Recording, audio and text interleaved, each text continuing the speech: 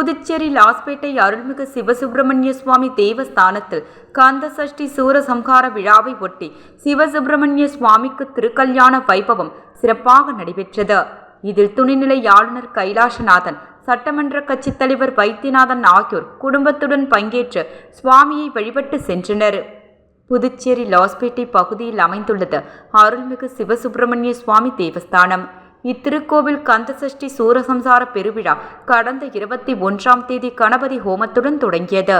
தினம்தோறும் சுப்பிரமணிய சுவாமிக்கு பல்வேறு வாகன சேவையில் எழுந்தருளி பக்தர்களுக்கு காட்சியளிக்கின்றார். தொடர்ந்து நேற்று சூரபத்மனை வதம் செய்யும் சூரசம்ஹார விழா நடைபெற்றது.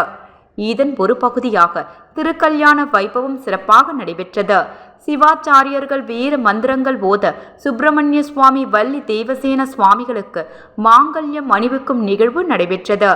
இதில் துணைநிலை ஆளுநர் கைலாசநாதன் மற்றும் தொகுதி சட்டமன்ற உறுப்பினர் வைத்தியநாதன் ஆகியோர் குடும்பத்துடன் பங்கேற்றனர். இந்த திருக்கல்யாண வைபவத்தில் ஏராளமான பக்தர்கள் பங்கேற்று முருகப் பெருமானை வழிபட்டு சென்றனர்.